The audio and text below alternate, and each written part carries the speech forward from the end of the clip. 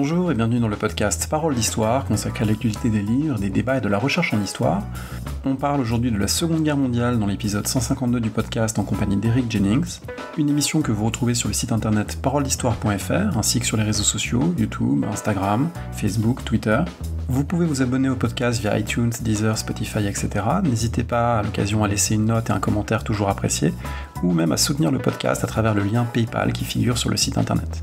Merci et très bonne écoute. J'ai le plaisir d'enregistrer cette émission avec, de l'autre côté de l'Atlantique, Eric Jennings, qui est professeur à l'Université de Toronto. Bonjour. Bonjour. Vous publiez aux éditions du CNRS un livre remarquable, Les bateaux de l'espoir, Vichy, les réfugiés et la filière martiniquaise. Est-ce que pour commencer, vous pouvez expliquer à travers ce titre quel est le sujet de votre livre, quelle est cette filière martiniquaise sur laquelle vous avez travaillé ? Eh bien, écoutez, il s'agit d'une voie de secours pour environ 5000 réfugiés qui se trouvaient donc au dépourvu, qui se trouvaient dans le sud de la France, peu après la défaite de juin 1940, et qui ont pu, presque miraculeusement, trouver d'autres horizons plus cléments grâce à une voie insoupçonnée. Il s'agissait donc d'une voie maritime à bord de cargo pour rejoindre les Antilles françaises. Et de là, nombre d'entre eux ont pu gagner la terre ferme de l'Amérique du Nord ou de l'Amérique du Sud, le Mexique, l'Argentine, les États-Unis, le Canada, Cuba, etc. En lisant le livre, sa préface et remerciements, on comprend que c'est un projet au long cours pour vous, que c'est un livre que vous avez d'ailleurs publié d'abord en anglais, que vous avez ensuite vous-même traduit en français, et ce sont des recherches qui ont pris du temps. Vous avez fait un précédent livre en 2004, Vichy sous les tropiques, dont ce livre reprend et prolonge un certain nombre d'éléments. Donc c'est un projet dont l'origine remonte à il y a un certain temps déjà ? Effectivement, en fait, c'est un projet qui est relié à ma thèse que j'ai soutenue à Berkeley aux États-Unis en 1998. Et je m'étais aperçu déjà à l'époque que eh bien, les Antilles accueillaient, entre guillemets, un nombre important de réfugiés. Alors, mystère, d'où venaient-ils ? Comment se faisait-il qu'ils puissent arriver à la Martinique ? Comment expliquer ces milliers de réfugiés espagnols, républicains, mais aussi juifs, allemands, autrichiens, etc. Que faisaient-ils aux Antilles ? Et je me suis aperçu, en relisant mes notes, que voilà, mes premières interrogations remontent à cette époque, aux années 90. D'ailleurs, j'avais écrit à Claude Lévi-Strauss en 1997, lui demandant comment il avait fait, assez naïvement, ma question était toute banale, comment avait-il fait pour monter à bord du capitaine Paul Lemaire, ce cargo qu'il avait emprunté pour quitter la France métropolitaine en 1941. Et il m'a répondu très aimablement, et c'était un premier élément de réponse. Et de fil en aiguille, j'ai poursuivi ce projet, tout en menant d'autres de front. J'ai poursuivi ce projet parce qu'il était tout à fait passionnant et les ramifications étaient tellement multiples. J'ai dû me rendre en Allemagne, en République tchèque, aux États-Unis évidemment, au Royaume-Uni, etc., sans compter les Antilles elles-mêmes. Les ramifications étaient tellement multiples que ça m'a mis véritablement 2 décennies pour l'achever. Vous avez un petit peu commencé à l'expliquer, ces réfugiés, quand on songe à la France de Vichy, on pense presque immédiatement aux réfugiés juifs qui ont cherché à échapper, et pour certains ont réussi à échapper à la déportation, mais c'est pas la seule dimension du livre et de cette filière, puisque en réalité il y a toute une population qualifiée à l'époque d'indésirable, qui est en France, parfois même avant la Seconde Guerre mondiale, et qui va emprunter cette filière. Ça ne se limite pas aux juifs français ou d'origine étrangère, mais il y a d'autres catégories de personnes. Est-ce qu'on peut faire un tour d'horizon un petit peu de ces différents groupes qui vont chercher à s'échapper ainsi de la France occupée? Bien sûr, alors comme vous l'indiquez, c'est assez complexe, il y a plusieurs catégories. Sous cette rubrique d'indésirables, utilisée par Vichy en tout cas, il faut savoir que dans les années 30, la France avait été un pays d'accueil. Certes, il y avait un courant xénophobe très, très important. Néanmoins, des milliers de républicains espagnols ont pu trouver refuge en France. Idem donc pour des milliers de juifs allemands et autrichiens, sans compter évidemment les antifascistes italiens. Tout ce monde se retrouvait pris au piège en 1940, mais avant ça, ils occupaient des fonctions à Paris, ou alors ils étaient parfois, dans le cas des républicains espagnols, entassés dans des camps dans les Pyrénées, à Rivesaltes par exemple. Donc, ces personnes en danger, eh bien, pour prendre l'exemple des Juifs allemands, bon nombre d'entre eux avaient été dénaturalisés dans le sillage de la prise de pouvoir d'Hitler en 1933. Donc, ils se trouvaient doublement vulnérables en tant qu'anti-nazis, évidemment, puisque donc, lorsque la France tombe, les Allemands mettent en place une fameuse commission Kund qui a le droit d'exiger que Vichy lui remette les ressortissants allemands, et ensuite en tant qu'apatride, incapable donc de trouver les papiers nécessaires pour gagner un pays tiers. Donc voilà, c'est effectivement un groupe assez hétéroclite, assez hétérogène, et il faut y ajouter d'autres passagers, parce qu'il y avait aussi des gens qui empruntaient la ligne martiniquaise, qui étaient des fonctionnaires, des soldats, etc., sans compter des citoyens français de tout poil, j'allais dire, qui cherchaient à continuer le combat ou alors qui cherchaient à s'exfiltrer. Donc voilà, la voie martiniquaise est assez complexe de ce point de vue, et j'ajouterais que il y avait bien entendu des personnalités comme Claude Lévi-Strauss, comme Henri Breton, mais aussi comme le grand peintre cubain Wilfredo Lam. Mais il y avait, en plus de ces personnalités, des citoyens ordinaires, et j'avoue que ça a été beaucoup plus difficile de retrouver leurs traces. Donc l'un des défis historiques que je me suis lancé, ça a été de retrouver, dans la mesure du possible, des témoignages de gens qui n'étaient pas seulement des vedettes, des personnalités, des intellectuels. On voit à travers ces différentes catégories de personnes qui se trouvent sur ces quelques bateaux qui arrivent à franchir l'Atlantique qu'il y a effectivement des ambiguïtés, puisqu'il y a parfois des vichistes convaincus qui vont coexister le temps de la traversée avec des gens qui fuient Vichy et ses persécutions. Et du coup, ça reflète aussi ce qui m'a beaucoup intéressé en lisant votre livre, une des ambiguïtés de ce projet, de cette possibilité de partir vers la Martinique et au-delà vers des horizons plus faciles, parfois, c'est que ce n'est pas uniquement une fuite volontaire hors de la France occupée et de Vichy, c'est parfois aussi Vichy qui a envisagé cette solution presque comme une expulsion. Est-ce qu'on peut essayer de cerner la nature finalement de cette filière martiniquaise ? Alors voilà, là vous êtes au cœur du sujet, puisque la directive du ministre de l'Intérieur de Vichy, Marcel Pérouton, que j'évoque en début d'ouvrage, est elle-même fondamentalement ambiguë. C'est-à-dire que dans un premier temps, il évoque des règles de l'humanité, le fait que les réfugiés sont entassés et qu'il faut faire quelque chose pour les aider. Mais, j'allais dire, quelques lignes plus loin, quelques mots plus loin, il avance un argument xénophobe, comme quoi ce sont des bouches inutiles, des parasites, des gens qui sont aux frais de la France. Et on le voit donc dans cette première directive qui lance la filière martiniquaise, qu'il y a cette ambiguïté fondamentale. Il s'agit à la fois d'expulser des indésirables de France et par la même occasion une voie de secours. Alors j'ai pris énormément de temps pour essayer de comprendre comment les réfugiés eux-mêmes ont pu envisager cette voie de sortie. Et ce que je montre, c'est que quelqu'un comme le poète juif-allemand Walter Mehring, eh bien Mehring lui-même est conscient de cette ironie, il est conscient de cette ambiguïté. Il dit, voilà, j'ai été expulsé, mais tellement de mes compatriotes m'envient d'avoir été expulsé. Il a même un papier d'expulsion qu'il emporte avec lui à bord du cargo. Donc voilà, on est au cœur de ce paradoxe, si vous voulez. Il s'agit à la fois d'une opération d'expulsion et d'une opération de secours. Un paradoxe qui en est un aussi pour l'administration de Vichy, puisque différents services ne sont pas toujours d'accord sur le fait qu'on puisse partir ainsi pour la Martinique. Il y a d'un côté plutôt les fonctionnaires du ministère des colonies qui voudraient que la porte soit fermée, et puis d'autres qui voudraient se débarrasser de gens qui sont sur le territoire de la métropole et qui voudraient au contraire remplir les bateaux. Donc là aussi, il y a des tensions internes au régime de Vichy qu'on peut mettre en lumière à travers cet exemple. Exactement. Vichy n'était pas un bloc, pas un monolithe, et on le voit bien dans les bras de fer que j'analyse entre notamment le ministère des colonies et celui de l'Intérieur. Le ministère des colonies qui essaye sans cesse de faire chavirer cette voie de secours en disant, voilà, si ces individus sont indésirables en France, pourquoi ne le seraient-ils pas à la Martinique ? Et un ministère de l'Intérieur qui cherche à se débarrasser de gens. Alors, j'insiste bien sur le fait que dans un premier temps, Pérouton avait cherché ailleurs. Il avait convoqué les ambassadeurs de pays de l'hémisphère ouest en vain. Donc, il faut bien situer cela dans un contexte de 1940-41 où les portes du monde entier sont en train de claquer une à une.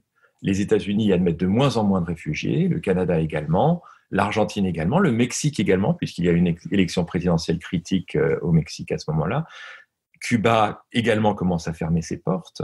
Donc, les options, il n'y en a plus énormément, elles commencent à se réduire. Et au fur et à mesure que ces options se tarissent, eh bien, la voie martiniquaise fait figure d'unique voie de secours. À partir du moment que la voie portugaise commence à fermer, que la voix de Shanghai commence à être compromise, que la voix de Palestine est également mise en question en raison des événements internationaux, eh bien, voilà, de plus en plus de migrants optent pour la voie martiniquaise. Et ce que je montre à travers le couple Itor Khan, un couple de musiciens juifs allemands, c'est qu'eux-mêmes sont en train d'essayer de naviguer ces options au fur et à mesure qu'elles ferment. C'est-à-dire qu'ils n'imaginaient pas du tout partir via la Martinique, ils envisageaient de partir par Lisbonne. Mais voilà, la voie portugaise étant compromise, ils ont dû se rabattre sur l'option martiniquaise. Ce couple est très intéressant d'ailleurs parce que l'époux optait pour le Portugal et l'épouse, elle, portait plutôt ses espoirs sur Fort-de-France et la Martinique. Ce moment, 1940-1941, où les portes se ferment les unes après les autres et où, aussi bien du côté des autorités d'occupation et françaises, on cherche des lieux où expulser les gens, et puis du côté des réfugiés, on cherche où partir, ça fait aussi penser à ce projet que vous évoquez dans le livre et qui a beaucoup fait discuter et qui reste par certains côtés ambigu. C'est le projet, le fameux projet Madagascar, l'idée qu'on va se débarrasser des Juifs qu'on considère surnuméraires sur le continent européen en les expulsant vers une grande colonie française, vers Madagascar. Est-ce que cette filière martiniquaise, elle a des liens intellectuels aux yeux des gens qui ont réfléchi avec ce projet qui a existé un temps, et puis ensuite, on est passé évidemment côté nazi à l'assassinat systématique, mais ça a pu exister à un moment. Absolument, et c'est un sujet assez intéressant dans la mesure où cette filière, cette voie malgache n'a jamais été, bien entendu, réalisée. C'était une sorte de serpent de mer.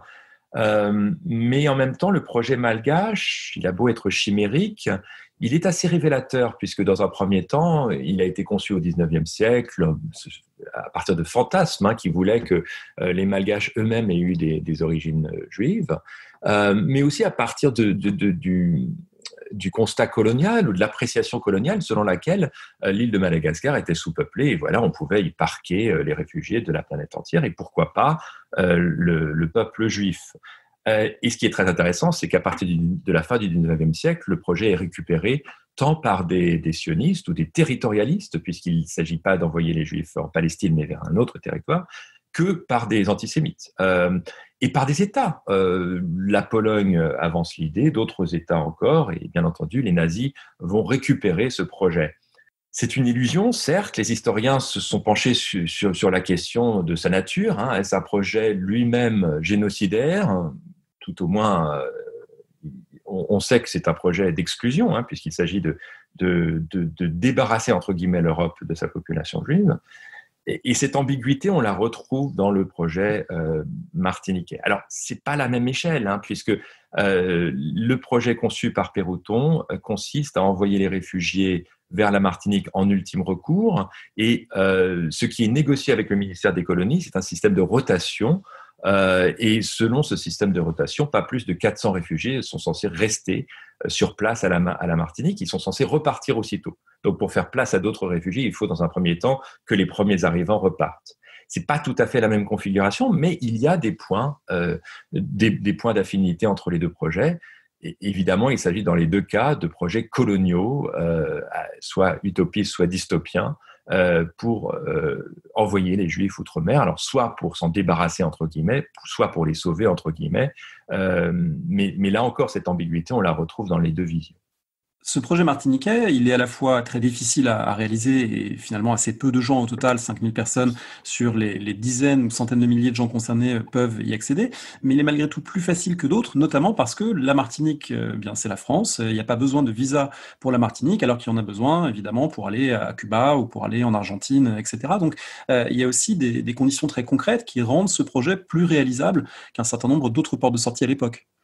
Exactement, et c'est justement ce que découvre Pérouton, c'est-à-dire qu'à partir du moment qu'un réfugié a le droit d'être sur le sol français, ce qui n'est pas le cas de tous les réfugiés d'ailleurs, entre guillemets, à partir du moment qu'un ou une réfugié a ce droit, eh bien il ou elle peut très bien avoir le même droit à la Martinique. Alors, c'est légèrement plus compliqué. La Martinique n'est pas encore un département d'outre-mer. Néanmoins, et le gouverneur, en théorie, a le droit d'interdire les arrivants d'étrangers. Mais concrètement, oui, c'est beaucoup plus simple d'envoyer ces réfugiés vers un territoire français ultramarin que vers un pays tiers. Et comme je l'ai mentionné tout à l'heure, les pays tiers sont de moins en moins accommodants à ce moment-là. Donc effectivement, il y a ce côté colonial qui facilite ce projet. J'ajouterais d'ailleurs que si la Martinique avait rallié le général de Gaulle, le projet n'aurait pas pu se réaliser. C'est-à-dire que c'est aussi un projet qui dépend d'une voie maritime qui est elle-même une sorte de cordon ombilical pour maintenir les Antilles dans l'orbite de Pétain. Sans ces paquebots, eh bien, les Antilles n'auraient pas pu écouler leur stock de rhum, de sucre, etc. Et en contrepartie, Vichy n'aurait pas pu envoyer son courrier, ses fonctionnaires, etc. Aux Antilles. Donc, on surfe également sur le fait que eh bien, ces colonies françaises sont dans le giron de Vichy. Alors, cette facilité apparente qu'on a décrite, elle n'est pas du tout concrète, manifeste pour les gens qui, dans le sud de la France, à Marseille en particulier, et puis dans les camps pyrénéens, dans le camp d'Émile, également dans tous ces lieux que vous décrivez, cherchent par tous les moyens des portes de sortie. Eux, ils sont sur le moment dans une incertitude très grande, et il y a des difficultés considérables pour arriver à monter sur l'un de ces navires. Est-ce qu'on peut décrire un petit peu quelle est la situation dans laquelle se trouvent ces personnes ? Alors, ces personnes se trouvent dans une situation extrêmement délicate et précaire. Alors, bien entendu, tous n'ont pas le même budget, tous n'ont pas la même figure, le même standing international. Et des gens comme Varian Fry, qui est assez connu comme chef de l'organisation Emergency Rescue Committee, qui a sauvé des milliers de vies, eh bien, il avait pour mandat de sauver des personnalités, puisqu'il avait même une liste de personnalités, des artistes notamment, mais pas uniquement, à sauver. Mais si on ne figurait pas sur cette fameuse liste, eh bien, la situation était beaucoup plus compliquée. Parmi les difficultés qu'il fallait surmonter, si on voulait aller aux États-Unis, il fallait deux documents assermentés de la part de citoyens américains jurant sur l'honneur que le réfugié ou la réfugiée serait prise en charge par la famille en question. Il fallait évidemment des milliers de francs pour monter à bord de ces bateaux, puisque les prix avaient explosé.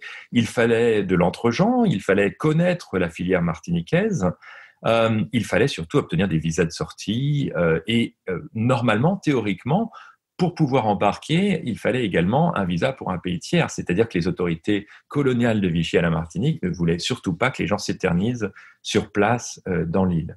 Donc voilà, les difficultés, les viatiques, comme le disait l'un des réfugiés, étaient très nombreux à obtenir et très difficiles à obtenir. C'est-à-dire qu'en 1940-41, Anna Seghers le décrit magnifiquement dans son roman Transit, des queues monstrueuses se formaient à l'extérieur des consulats étrangers à Marseille, qu'il s'agisse du consulat mexicain ou du consulat états-unien. Donc les difficultés étaient nombreuses.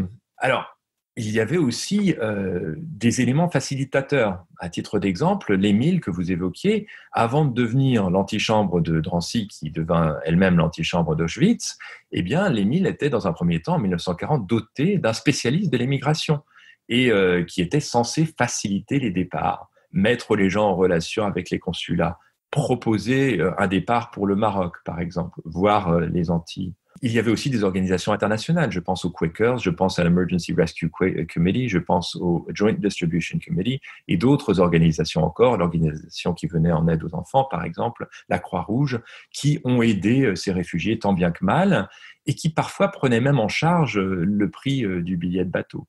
Donc voilà, il y avait à la fois des obstacles qui pouvaient sembler insurmontables, puisque plusieurs réfugiés évoquaient le fait qu'une fois un obstacle franchi, 2-3 autres se dressaient devant eux, mais aussi des éléments facilitateurs.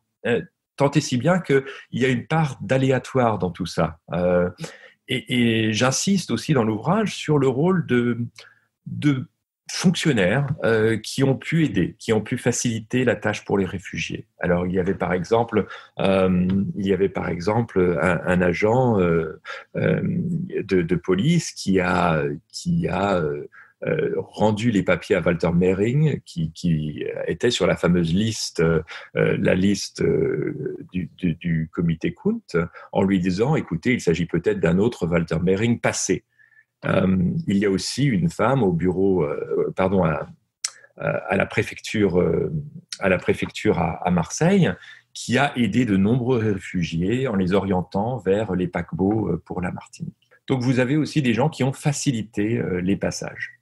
Ça, c'est un des aspects quand on vous lit qui est le plus frappant parce que aussi le plus contemporain où on a ce mélange entre quand on pense à la situation du droit des étrangers, des réfugiés, demandeurs d'asile aujourd'hui, où on a à la fois un mélange d'arbitraire, bureaucratique et un tampon mis ou pas mis sur un document qui détermine toute une vie, et puis des moments comme ça d'humanité d'entraide dans la machine bureaucratique qui tranche avec ça. C'est vraiment quelque chose où on pourrait trouver des comparaisons avec d'autres situations, et je pense aussi à d'autres contextes, même dans la période, les commissions de dénaturalisation qu'a étudié Claire Zalk, où parfois des fonctionnaires ont pu prendre une décision qui allait engager le destin d'une personne.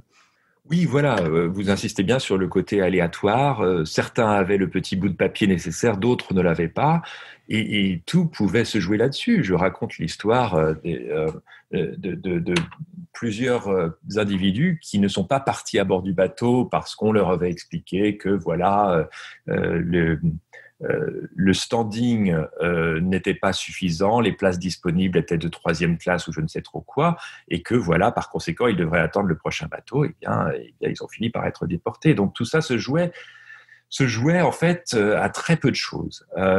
Et vous avez raison d'insister sur les leçons contemporaines. En même temps, je suis pas donneur de leçons, mais on retrouve voilà le sort de réfugiés se lançant dans l'inconnu, le saut dans l'inconnu.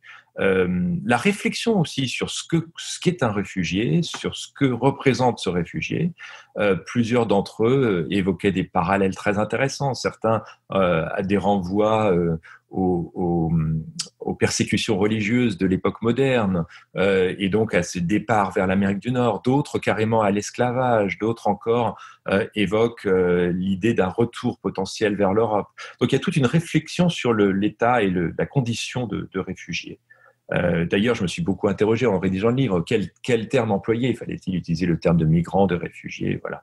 Donc, il est certain que, vu le drame qui a lieu actuellement et en Méditerranée et dans la Manche, cet ouvrage, eh bien, à défaut de donner des leçons, peut éventuellement rappeler qu'il s'agit d'une longue histoire et peut apporter des réponses.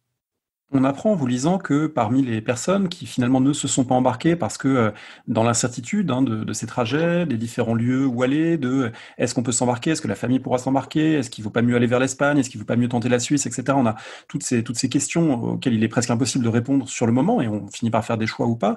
On apprend que Marc Bloch a fait partie de ceux qui auraient pu prendre l'un de ces bateaux, le grand historien médiéviste qui a fini par être fusillé en 1944.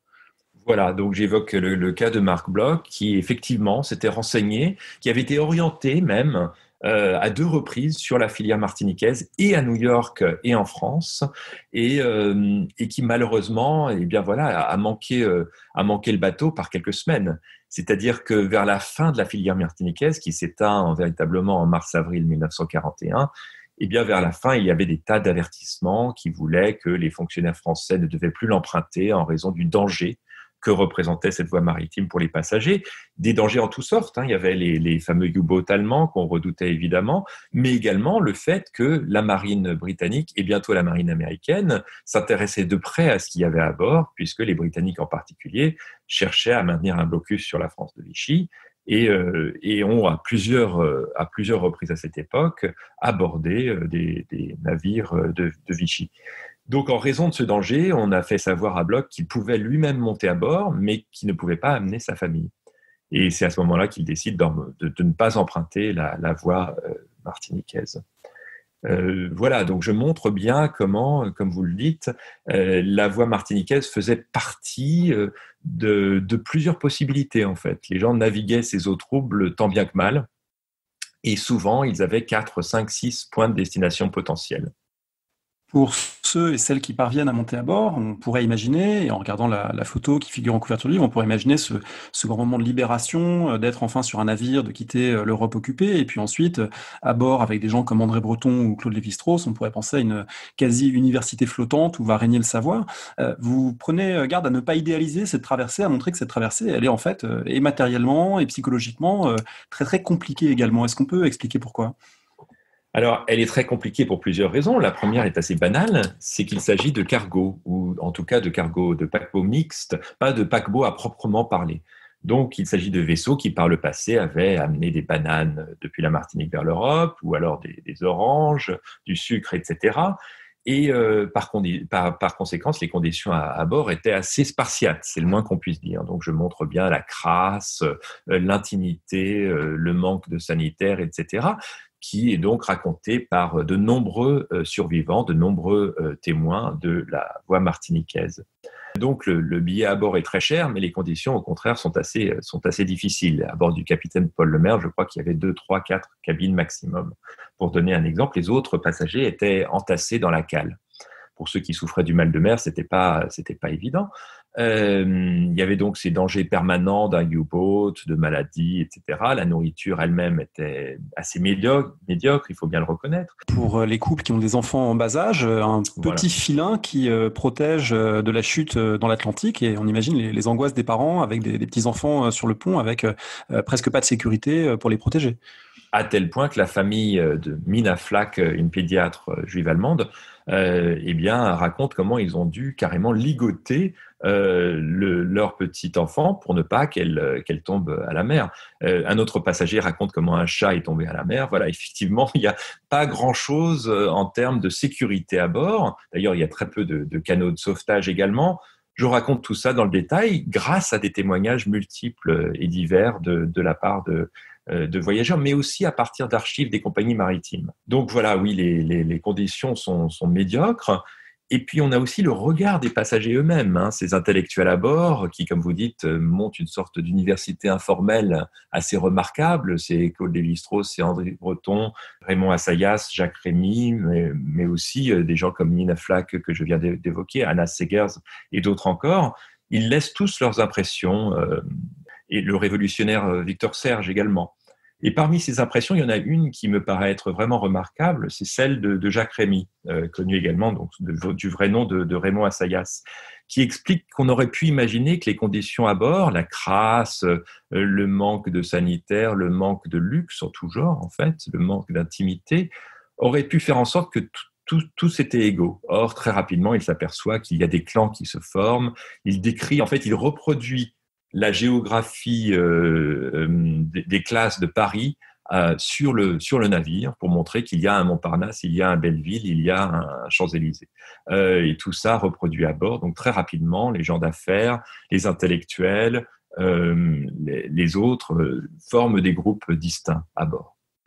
Autre chose qu'il ne faudrait pas idéaliser, c'est l'arrivée en Martinique. C'est pas simplement un pays luxuriant et la liberté, puisque au fond, c'est évidemment, pour reprendre le titre d'un autre de vos livres, Vichy sous les tropiques. Et du coup, ce n'est pas non plus la liberté une fois qu'on arrive sur le sol martiniquais. Au contraire, il y a des formes d'internement et puis il y a des formes de surveillance imposées par cette filière très particulière. Alors voilà, bien au contraire, c'est tout sauf l'accueil chaleureux qu'on aurait souhaité quand on est réfugié. Lévi-Strauss évoque son fantasme de prendre une bonne douche une fois arrivé à bord. Eh bien, c'est tout le contraire. Les réfugiés sont harcelés à leur arrivée, à grand renfort de poncifs antisémites. On les agresse, on les traite de défaitistes, on les blâme. En gros, on met sur leur dos la défaite de 40. Alors, il faut bien comprendre que les coloniaux, eux, ont vécu la défaite de 40 à distance. Donc voilà, il y a ce rapport qui se met en place. Et non seulement ils sont harcelés et insultés, mais ensuite ils sont entassés dans des camps. C'est-à-dire que ils sont envoyés dans 2 camps distincts, l'un au Balata et l'autre au Lazaret. Et principalement au Lazaret, donc, c'est le camp pour les réfugiés étrangers. Les citoyens français, théoriquement, ont le droit d'être dans un hôtel à Fort-de-France, même si on indique à Breton en particulier que voilà, il est persona non grata. Mais donc, théoriquement, si vous voulez, il y a cette distinction entre les Français et les étrangers. Et les conditions au Lazaret sont encore une fois assez spartiates. Il manque de tout, d'eau, de sanitaire, de matelas, etc. Alors, les conditions sont difficiles, les séjours sont assez variables. Certains restent 1 semaine au Lazaret, d'autres s'y éternisent et un finit par y mourir. Tout dépend en fait, encore une fois, de l'entre-gens, des connexions, des liens qu'ont ces réfugiés pour obtenir le départ vers un pays tiers, le départ vers les États-Unis, le Mexique, l'Argentine, le Chili, Cuba, et la République dominicaine, etc., etc. Mais vous avez raison d'insister sur le fait que en fait, les réfugiés ont quitté un camp dans le sud de la France, souvent pour en rejoindre un autre à la Martinique. Et Et d'ailleurs, il y a un débat qui a lieu sur comment désigner ces espaces. La grande photographe allemande réfugiée Germaine Krull indique qu'il s'agit d'un camp de concentration à la Martinique. Donc, elle ne mâche pas ses mots. Vous avez travaillé notamment sur des photographies qui permettent d'en avoir une idée. Je me demandais s'il restait quelque chose aujourd'hui de ces lieux en Martinique même. Alors, je me suis bien entendu rendu sur les lieux. Il y a les ruines du camp de Balata. En revanche, il ne reste presque rien du camp du Lazaret, puisque ce dernier, sur les ruines de ce dernier, s'est posé un hôtel dans l'après-guerre, dans les années 50, je crois, ou 60, et lui-même est en ruine. Donc, ça devient très compliqué pour accéder archéologiquement, si vous voulez, au camp du Lazaret. En revanche, celui de Balata, voilà, il existe toujours à l'état de ruine. En revanche, la mémoire de cet épisode à la Martinique est assez peu connue. L'une des raisons pour cela, je pense, c'est la breveté de ces séjours. Dans la mesure où beaucoup de ces réfugiés sont restés 2-3 semaines à la Martinique, ils n'ont pas laissé énormément de traces, à l'exception de celui qui est décédé.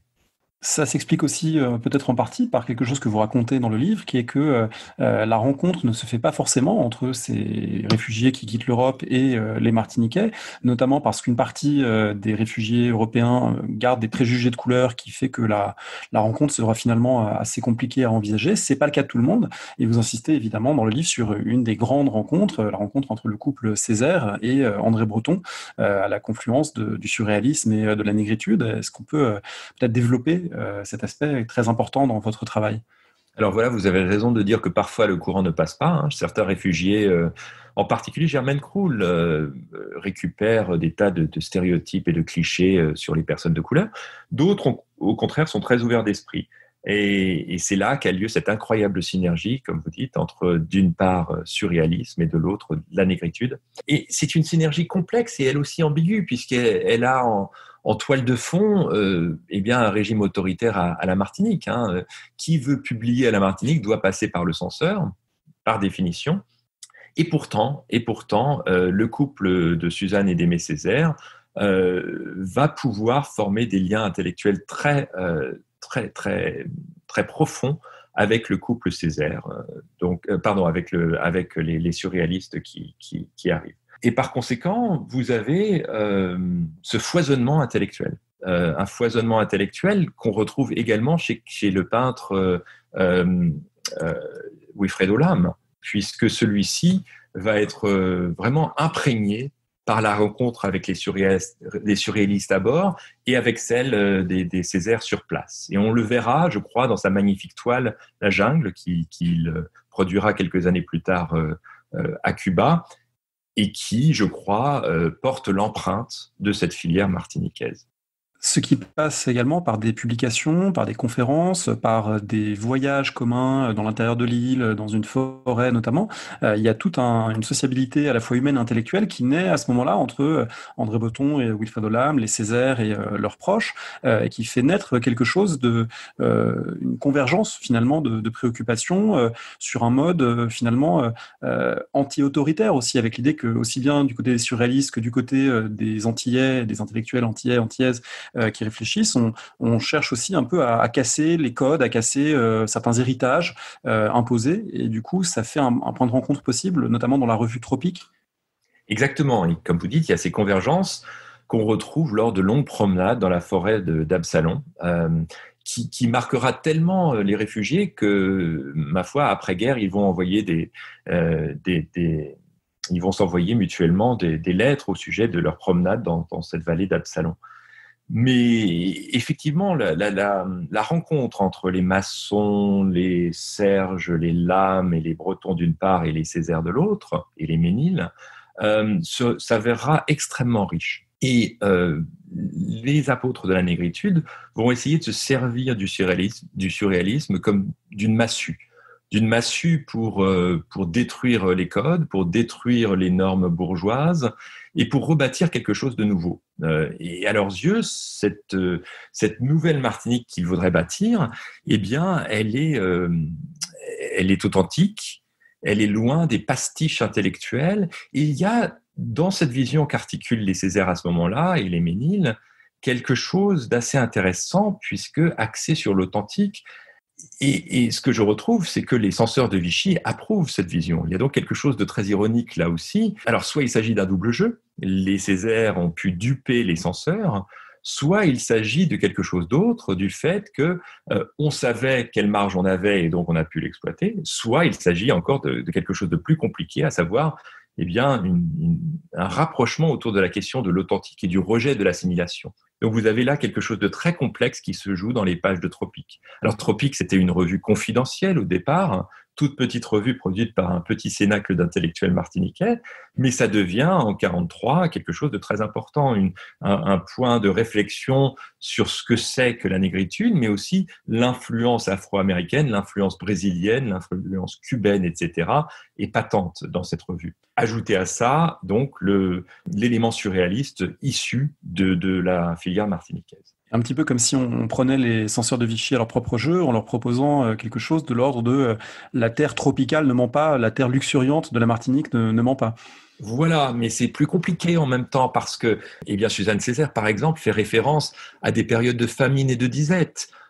Alors dans l'article en question, elle évoque la période de l'esclavage, qui bien entendu est un point de référence fort, puissant aux Antilles. Mais si on lit entre les lignes, c'est aussi la période du contemporain, puisque depuis que le blocus britannique est mis en place, la disette commence à faire rage aux Antilles. Les arrivages de blé depuis la métropole se font rares, on dépend de plus en plus de matériaux d'ersatz, et c'est un peu la débrouillardise qui domine. Donc, il y a ces doubles renvois compliqués, un peu codés, un peu cachés, mais j'ai aussi essayé de prendre la perspective du censeur, dont on sait deux, trois choses. Le lieutenant Bell, qui dit avoir été dupé, dupé par ce qu'il croyait être une sorte de régionalisme folklorisant et qui, en fait, il s'aperçoit est quelque chose d'autre, de beaucoup plus révolutionnaire, de beaucoup plus dangereux, d'après lui, c'est-à-dire une idéologie de libération, d'émancipation. Un autre paradoxe de votre livre et de l'histoire que vous racontez, c'est que ce n'est pas à proprement parler Vichy ou Vichy seul qui met fin à ces convois, à cette porte de sortie, mais c'est un jeu plus complexe entre Vichy, les Britanniques, les Hollandais, et les Américains en particulier, qui s'inquiètent finalement de cette possibilité de voir des gens venus d'Europe se rapprocher de l'hémisphère ouest et des côtes américaines. Donc c'est pas simplement le régime autoritaire de Vichy qui a fermé la porte ou l'Allemagne qui l'a ordonné, mais c'est finalement une conjonction d'acteurs qui ont contribué à ce que cette filière ne soit plus possible. Voilà, comme j'explique dans l'ouvrage, c'est une mise à mort très lente, la mise à mort de la filière martiniquaise.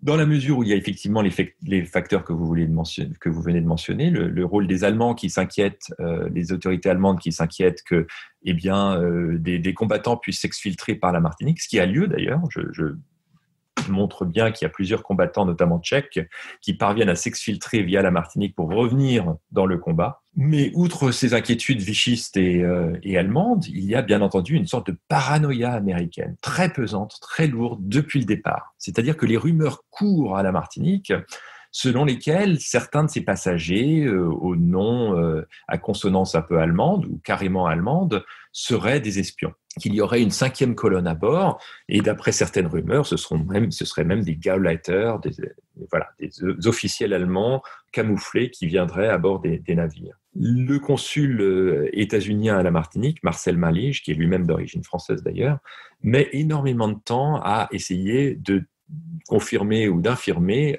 ces rumeurs. Dans un premier temps, les autorités américaines disent, voilà, là où il y a de la fumée, il y a sûrement du feu. Il doit bien y avoir quelque chose. Et pourtant, Malige lui-même commence à se rendre compte que c'est un énorme gâchis, qu'ils perdent leur temps et que l'intégralité des réfugiés dont les noms sont donc à consonance allemande sont soit des dissidents, soit des réfugiés juifs, soit les deux, et donc qu'ils sont notoirement anti-nazis. Comme le dit un rapport d'ailleurs britannique que j'ai retrouvé, ils seraient même plus anti-nazis que plusieurs des passagers français. Donc on est là dans un jeu très complexe où Washington devient persuadé que les réfugiés puissent poser un risque. Alors il y a même, la paranoïa va plus loin encore, puisque j'évoque une doctrine états-unienne selon laquelle on ne pourrait même pas faire confiance aux réfugiés, aux véritables réfugiés, puisque eux-mêmes pourraient avoir de la famille qui serait prise en otage par les Allemands et pourraient être ainsi manipulés. Donc voilà. tant et si bien que Washington regarde de très près les passagers, exige même en mars 1941 que Vichy lui remette les listes de passagers à bord. Toute cette paranoïa va déclencher la fin de la filière martiniquaise, puisqu'en mars 1941, ce sont les autorités néerlandaises libres, par le relais de Washington et de Londres, qui vont laisser sortir une fausse information, à savoir qu'il y aurait une douzaine d'espions allemands à bord du Winnipeg qui se dirigent vers la Martinique à ce moment-là, bondés de réfugiés. Or, il s'avère qu'évidemment, il n'y avait pas d'espions nazis à bord. Néanmoins, les Néerlandais interceptent l'appareil en pleine nuit. C'est assez spectaculaire. L'oblige à se rendre à Trinidad. Et c'est donc la saisie de plusieurs cargos à ce moment-là qui met véritablement fin à la filière martiniquaise. J'ajouterais que les cargos sont récupérés par les Alliés et que plusieurs d'entre eux seront d'ailleurs coulés par la suite par des sous-marins allemands. Il y a finalement un dernier paradoxe dans ce moment que vous racontez, puisque en même temps que des officiels américains sont plutôt saisis de paranoïa devant cette possibilité que via les territoires contrôlés par Vichy, un risque arrive, le cinéma américain, lui, met en scène plutôt une version héroïque de cette aventure, de cette histoire, à travers des grands films de l'époque, avec Humphrey Bogart, Casablanca, To Have and Have Not de Howard Hawks, qui montre l'un et l'autre, finalement, un personnage américain qui se rallie aux côtés de la résistance, qui fait en sorte d'aider des gens à fuir les territoires contrôlés par Vichy, et c'est très frappant de voir le cinéma de l'époque qui met en scène cette histoire. Je vous propose d'écouter un très bref extrait du film d'Howard Hawks datant de 1944, où le personnage d'Humphrey Bogart fait face à un fonctionnaire de la marine française qui contrôle ses allées et venues et qui évoque l'amiral Robert. One more thing. You will go nowhere near the vicinity of territorial waters, Sainte-Lucie or la Dominique. Got a new order? Yes, the decree was issued last night by His Excellency Admiral Robert, Gouverneur Général of the French West Indies. Oh, good for him. Well, any complaints? No. Alors, qu'est-ce qu'on peut dire de la saisie par Hollywood en pleine guerre de ces épisodes ? Alors effectivement, l'épisode fascine Hollywood, et j'ajouterais que Casablanca, en fait, raconte la première phase de la filière martiniquaise, puisque nombre de réfugiés sont arrivés à la Martinique en 2 temps.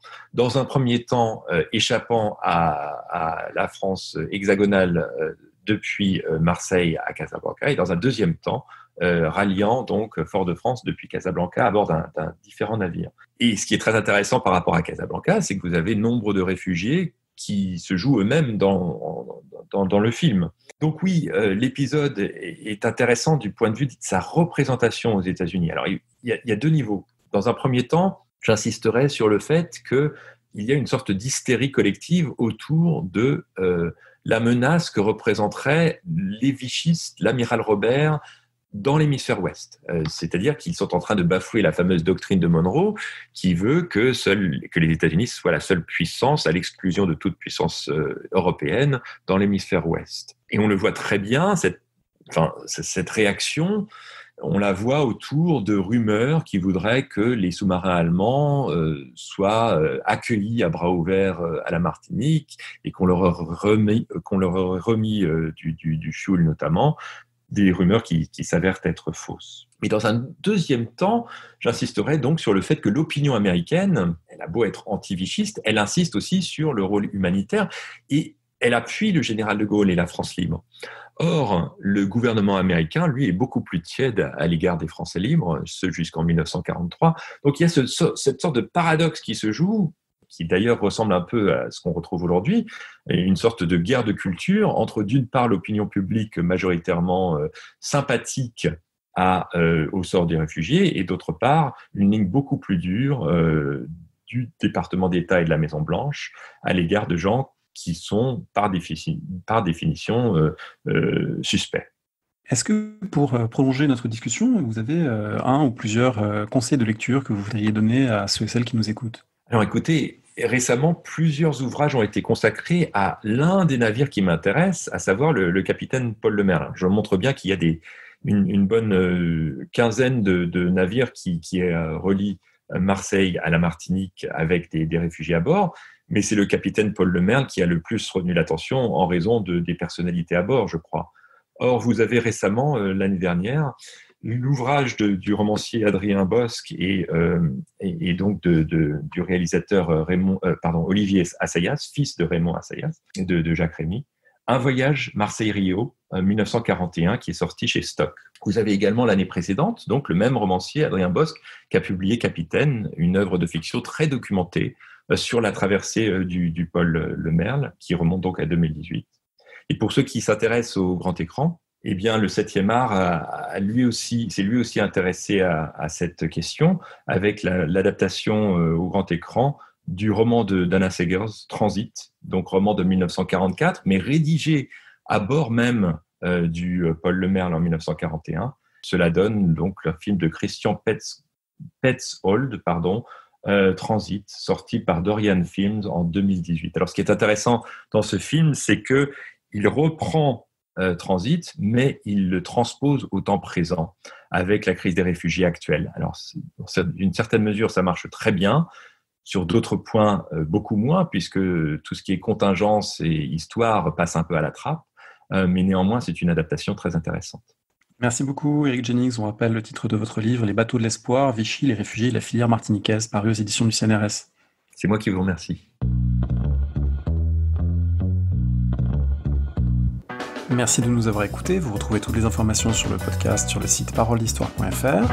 On se retrouve lundi prochain pour un nouvel épisode de l'émission consacré cette fois à de l'histoire ancienne mais aussi du 19e siècle à travers la figure de l'archéologue Heinrich Schliemann. Très bonne semaine à tout le monde.